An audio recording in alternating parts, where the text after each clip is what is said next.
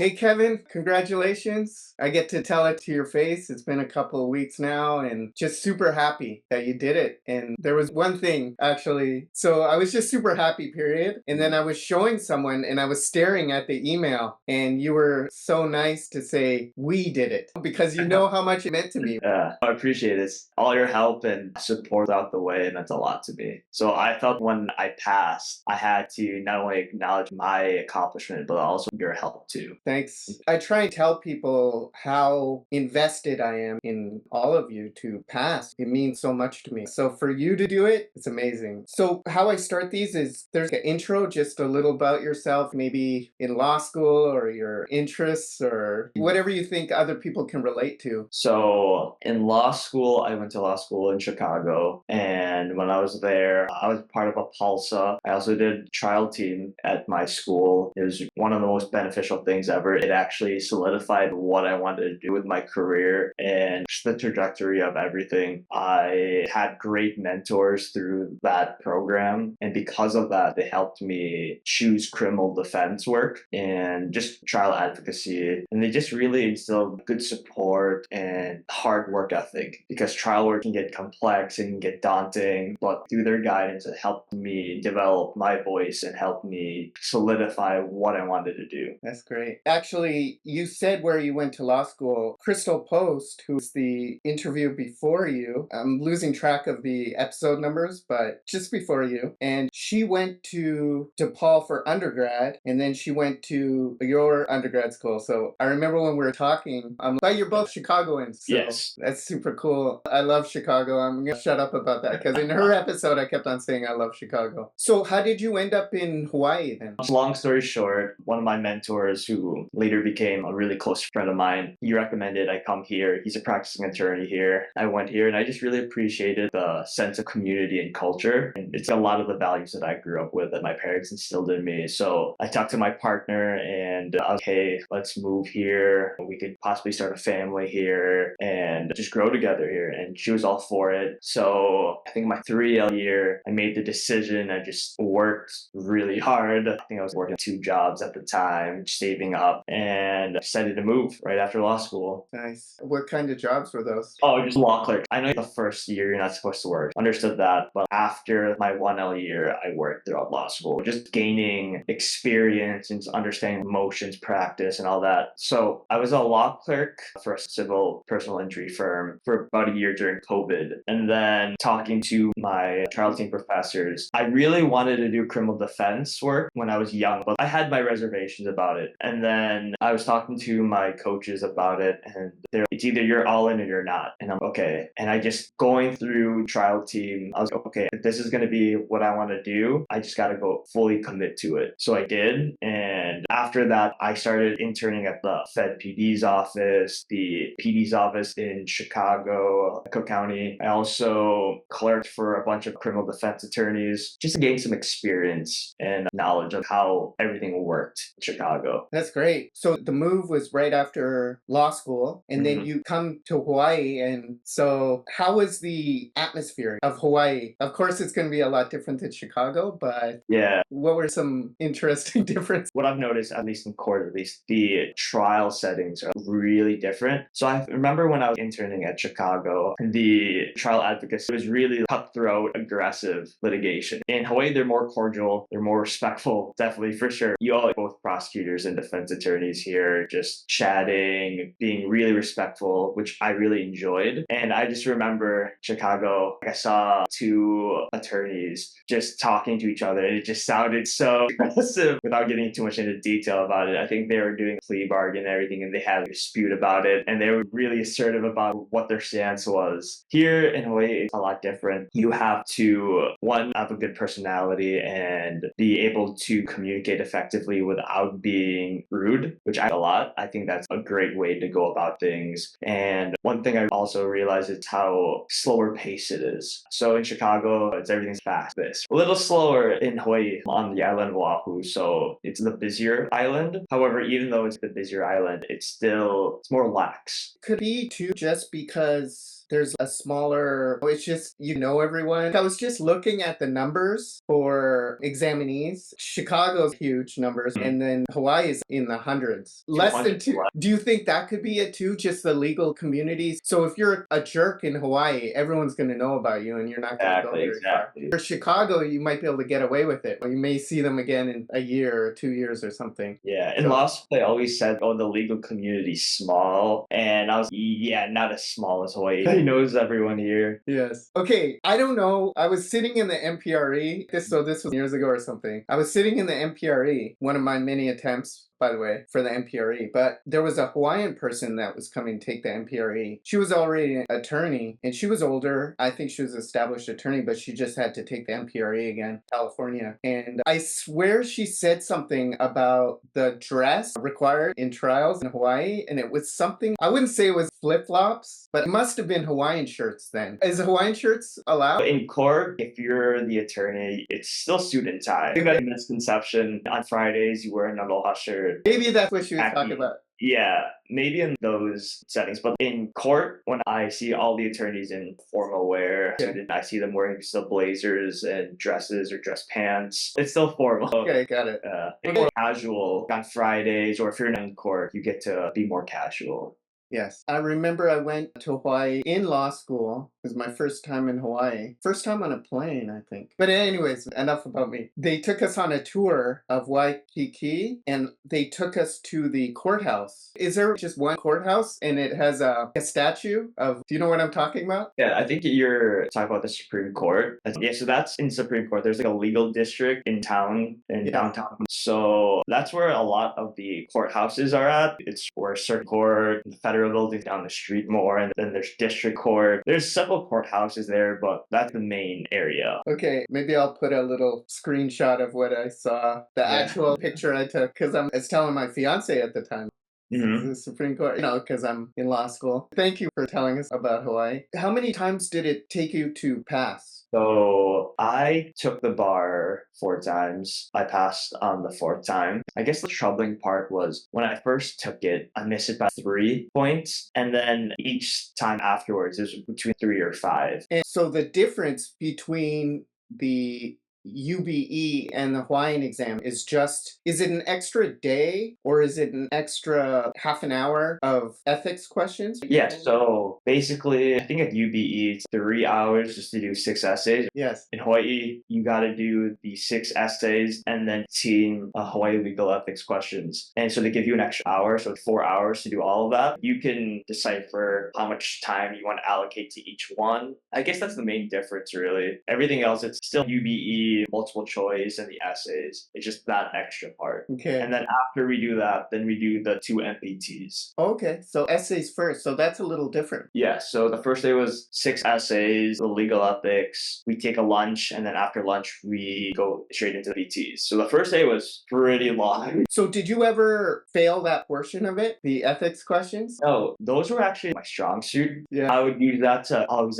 cushion my score and everything. Because out of anything in the bar exam, you know for a fact that these 15 questions are going to be on it. And for me, I felt like the NPRE questions, I wouldn't say common sense because they're not common sense. I would just be like, what would an attorney do? The second best option. That's how I would do it. But what I would do for those, because a lot of these programs, they don't have designated Hawaii legal ethics questions. So what I would do is I would use those commercial bar prep NPRE questions because they're free. And I would just use those. And the way I studied for the bar, if I got something wrong, I would write it down, put it in my Excel sheet or something, and then just have a review of that. And then it helped too that I was clerk at the time when I was studying. So I saw this, and legal ethics is so important in Hawaii. So just how to move as an attorney and how to be ethical is super crucial. So I saw firsthand what these rules and how they were applied in real life. So I don't mean to traumatize you, but what was your lowest point in bar prep? And in that low point, were you ever close to giving up? So I think the lowest point was my third time because I went to a tutor that a friend recommended to me. She she had success with it. And I did that, and I really thought I had it that time. I felt it was my time. I put in the extra work. I would talk to the guy, similarly to how you did things with me, but there were some differences. I'll talk about that later. Yes, please. Yeah, so when I first got them, I saw I missed it by 5, and I was, how is this possible? This was the third time.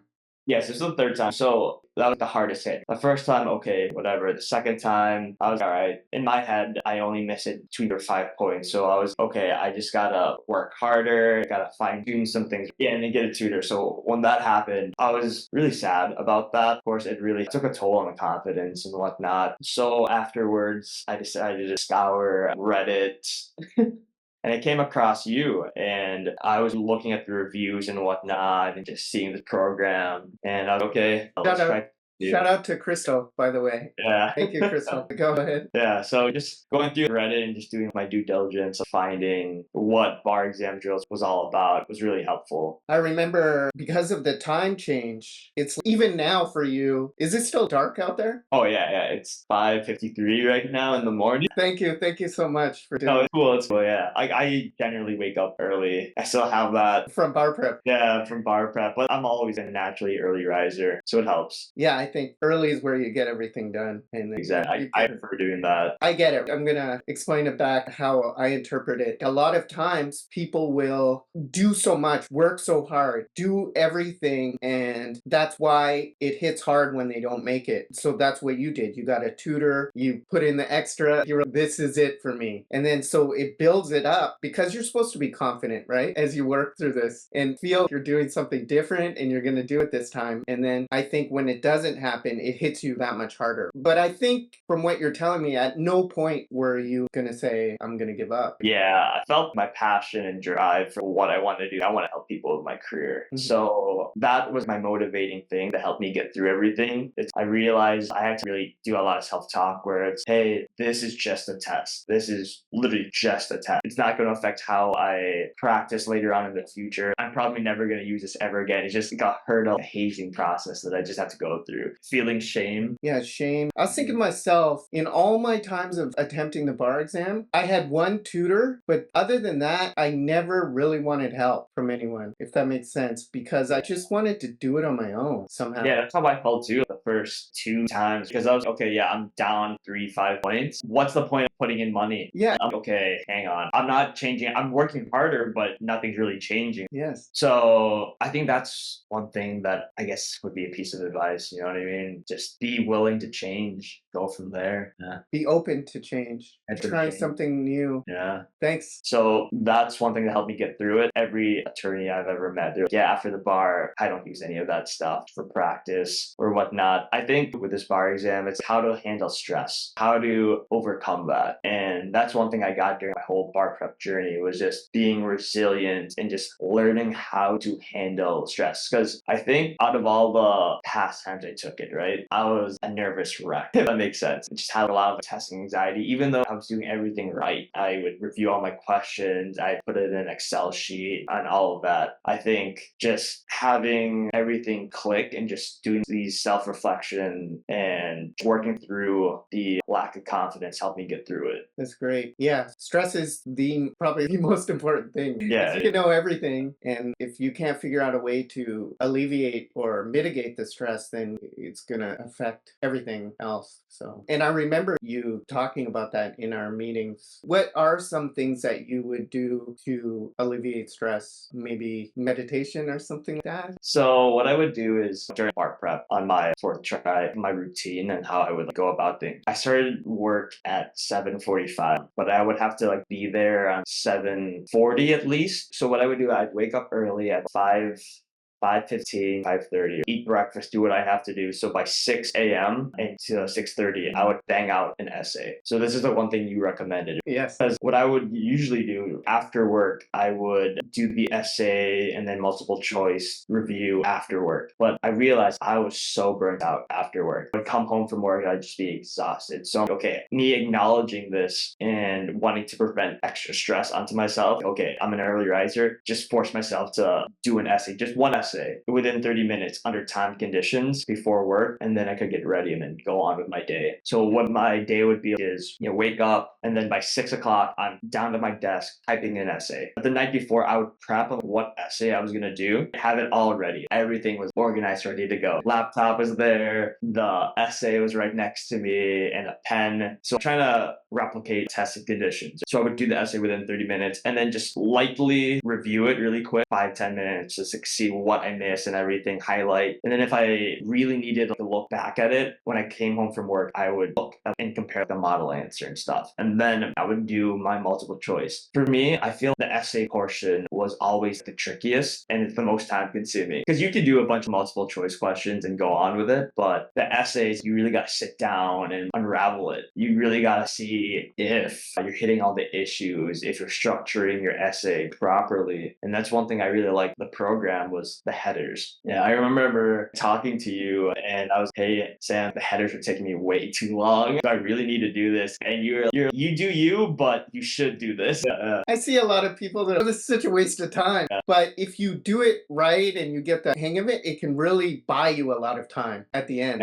Yeah, so I remember when I was doing the practice one, I would be over 5 or 7 minutes writing, and that's because of those headers. And I think waking up early and just doing it over and over again, I would bring it down to the wire. I would be 31, 32 minutes. And then on game day during the bar exam, each one was about 30. Maybe there's some where I went over by a minute or two, maybe 3, but I was really strict on, okay, this is it. This is the headers. This is how I structured it, and that's way to go. I think if you do run out of time, just leave yourself hard out at 30 minutes and just leave the header. And I think the grader will give you benefit of the doubt. You did see the issue. The issues are in the facts. So if you wrote it down, it's a nice little, anyways, it's a nice little thing you can do to show the grader and the reader that you're really looking at everything. So yeah, I would do too is I would, during my practice, I would do hard stops at 30. Towards that closer to the bar exam, I would literally just, whatever I had at 30 minutes, I was like, don't go past that. So just doing that repetition drill over and over again helps a lot. And getting used to leaving it at 30 minutes. Exactly, yeah. Yeah. That feeling of, I got to move on. It's a marathon, not a sprint. And it's strategic too, I think, because we all can write for a long time on subjects. Yeah. Do you do the questions in order, or would you, because this has always been a point of discussion. Yeah. So when you got the essay booklet, would you do them in order, 1, 2, 3, 4, 5, 6, or even the ethics questions? Would you do those first?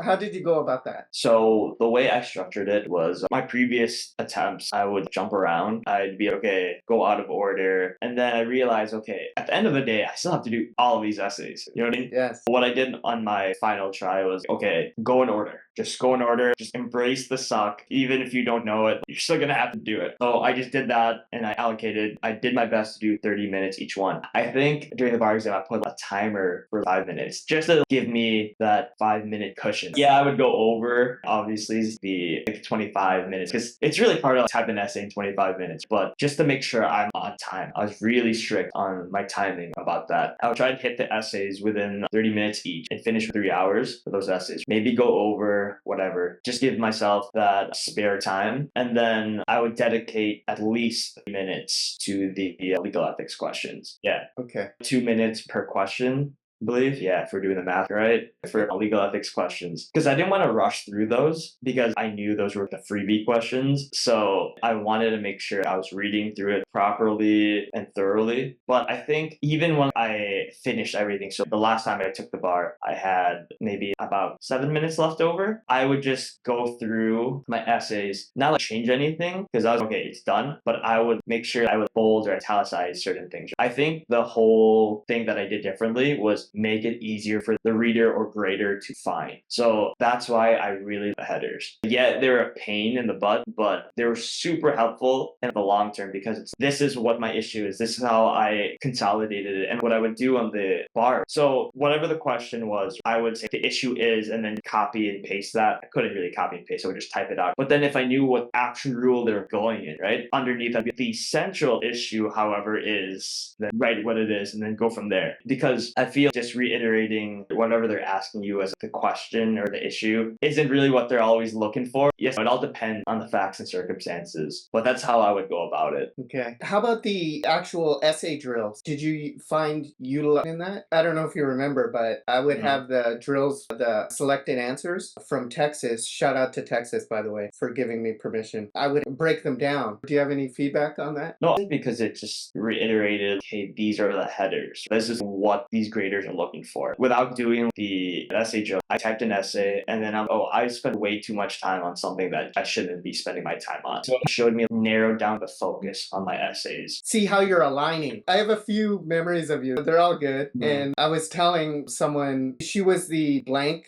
icon, but she was right around you. And she... No, it was a cat. Yeah, the cats. I had to tell that story too. But she was up with you too, but she was a blank one, I think. I'm not sure. I think she was blank. And it was just a white icon. And then I was telling her, I'm so excited to do this podcast with you because you're so funny. And you had this humor about you that I really like. You called me and you, hey, I looked, but you were talking about the headers. You're emphasizing these headers that exactly what you just said. You do you, but this is the way that you can really maximize your points within that short time period of half an hour. The other thing when you were talking just now, you reminded me of is when you finally got to 30 minutes or something and you'd leave me a note and you go, finally. And you showed that to other people and it was just funny. Just that word finally. Because I know you were striving to get under time and I know that these headers were annoying you to go further. I think because you did so many essays, I was, Kevin, try it without the headers. And then you're like, yeah, I did. And I can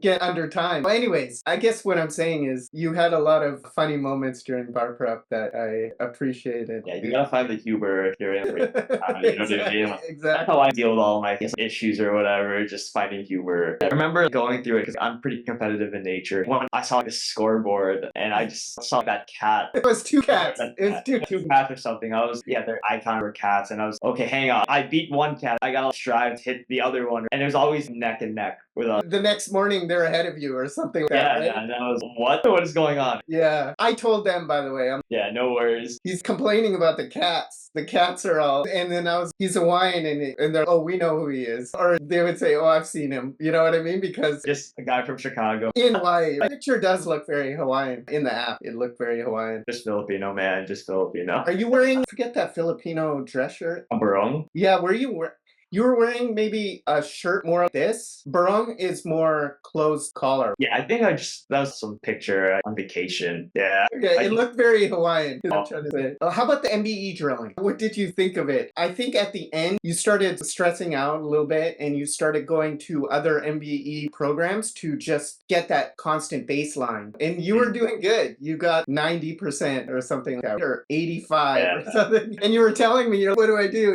Do you realize the score you just got? 80 something? And please go ahead. Yeah, I thought they were super helpful. It just, towards the end, I don't know, it was level 4 or 5. Five.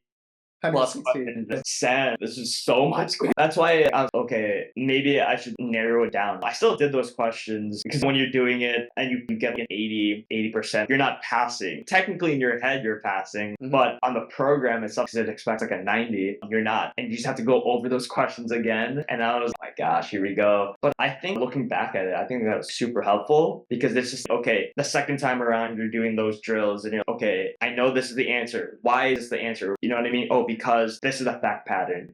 And then I know that you always include the same question, but they just change the facts. So they all look similar. That's with Civ Pro, for example. That drove me crazy. Understanding, okay, this is the answer because they're referring to the deadline. This is it because this is a pre-trial issue or whatever. Just a one little fact pattern that they switched changed the answer completely. Right. So by the naked eye, oh yeah, these are the same questions. No, they're not. So looking back at it, yeah, it was a time suck, but it was super helpful though. You know what I mean? And I think that is the key to M's multiple choice because the other programs, you just go through thousands of questions. And if you're not scoring 90 and you don't see them again, then those weaknesses go by and you never really repair them. Yeah. And that is what's going to fail you on the exam because you don't know these inside and out, as if you were presented with these questions over notes to the point of, I don't know why I keep on doing this, to the point you were at just before the exam last time. Okay, thanks for talking about the multiple choice. Yeah. Let's see. And was that, out of all the sections, would you say, so the ethics questions were your strength, your strongest, then would you say it was the MBEs that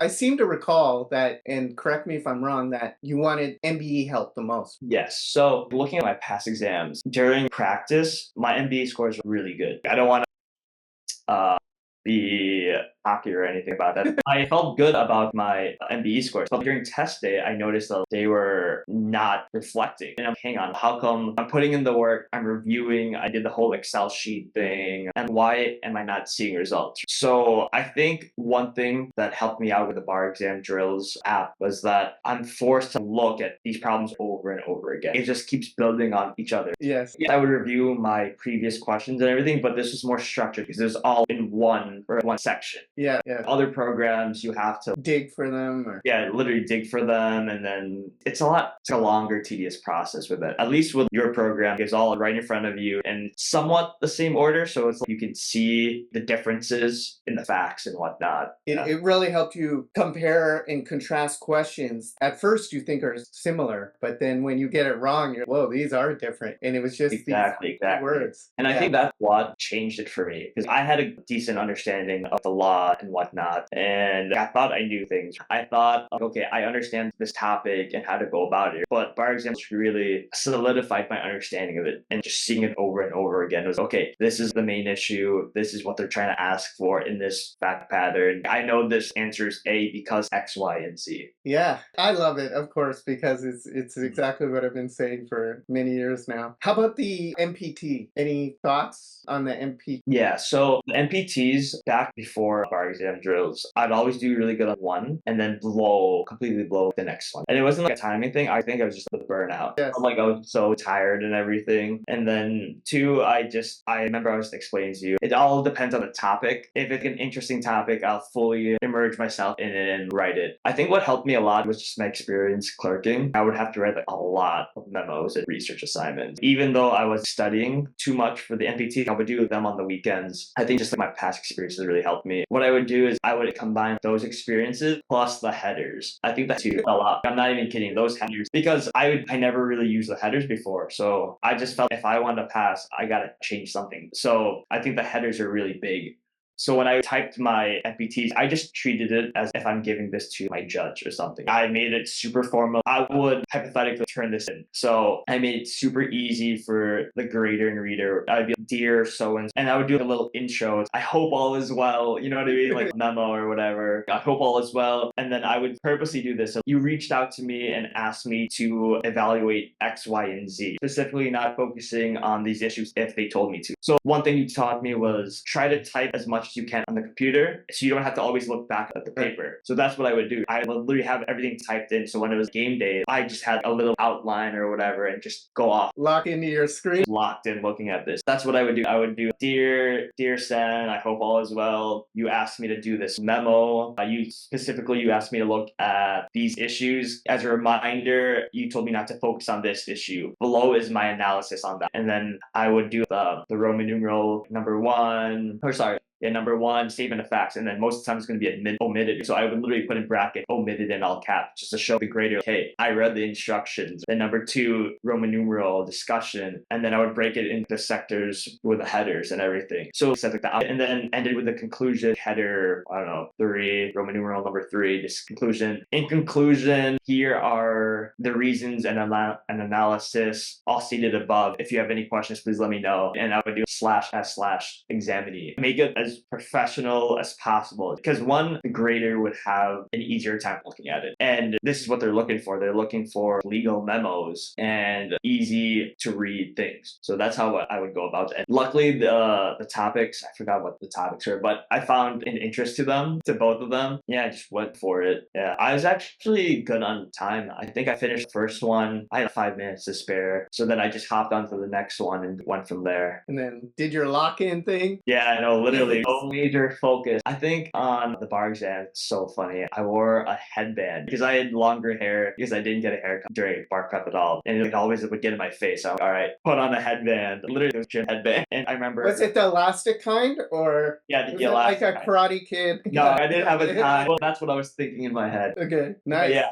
I just literally just straight focus. I was like, okay, I put in all the work, put in the time. I did all of the what I could do for this. And I trusted myself. Okay, I did things differently than my past tries. This is gonna be it. So just focus. I remember what I would do is during my breaks, I wouldn't eat in the lunch area that they had. I would just go straight to my car and just eat. Yeah. Nice. I'm probably sure you took in some nice Hawaiian views, some palm trees or something. That is relaxing. Let's see. So results this time. I didn't anticipate the Hawaii results. Should I say Hawaiian result? It doesn't matter. I didn't anticipate your results coming so soon. And it's because of the amount of test takers, it doesn't make a lot of news on Reddit. You know how they're Illinois Yeah. dropped, New York has dropped, all these. I got this email. We did it. We made it. Thank you for that. Yeah. So yeah, I was honestly shocked too because I was expecting mid-October. Yeah, they're gonna come out. That's when they usually come out for fall. So when I saw September 18th, right, that it came out, and I was in Chambers that day, right, and one of my poll clerks texted me, "Hey, results are out," right, and I'm like, my heart just, oh, here we go, let's see, right, and then I just checked my email, and then it says really quick the notice of passing, and then you have to go on your profile. But I just saw notice of passing, and I just broke down, literally just right then and there, and everyone, all my coworkers were asking, "Hey, Kevin, what's wrong?" I passed, finally passed. I was just so happy, just flood of emotion and everything that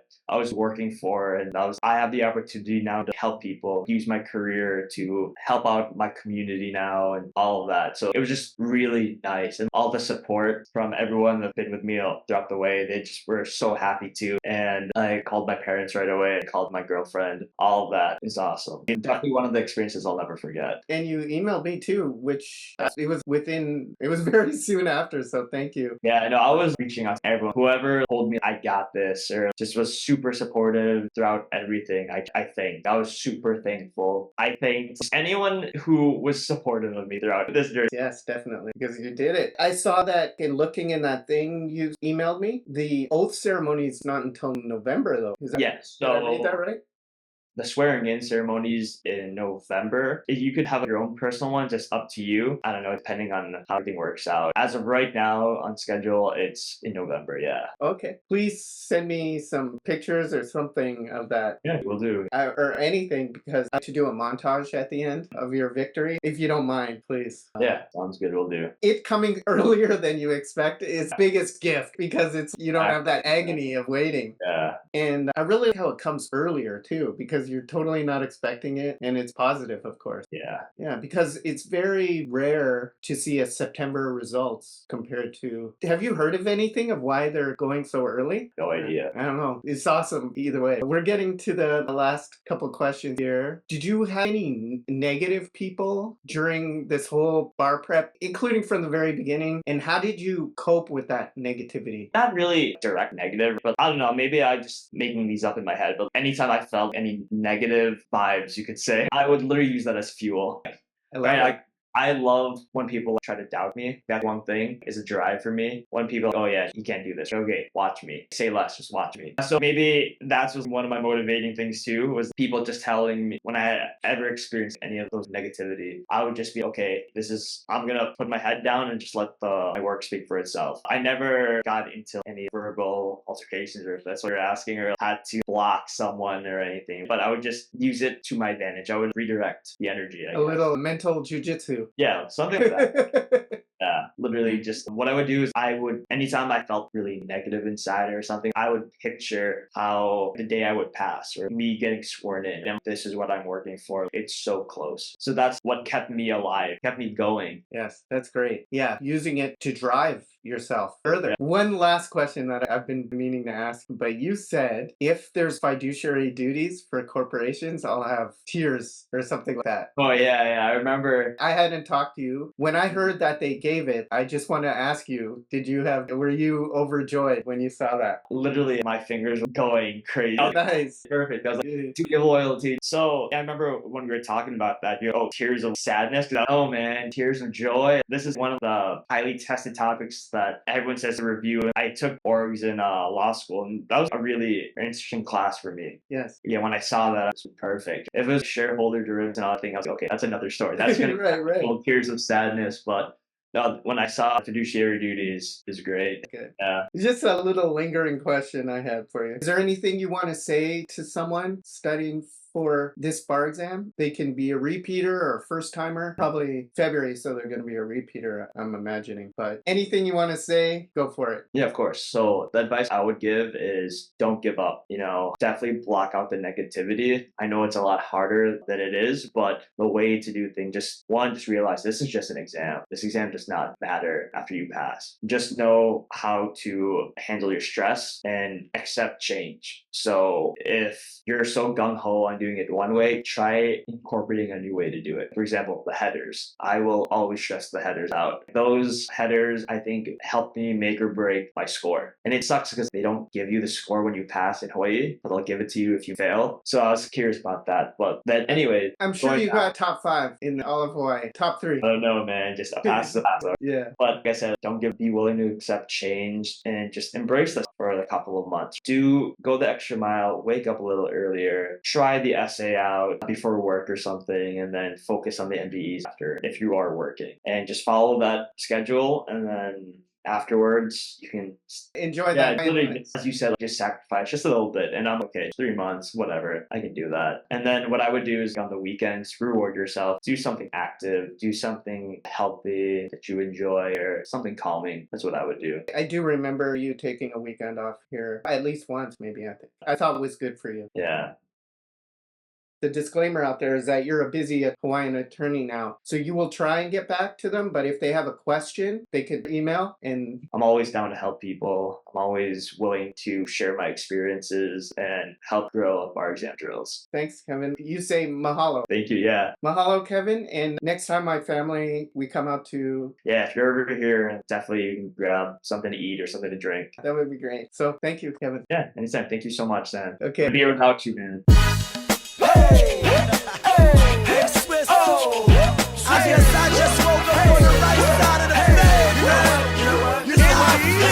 I think I might give away $1 million. I think I might give away a brand new truck. Cause I feel good, yeah, I feel good. Cause I feel good.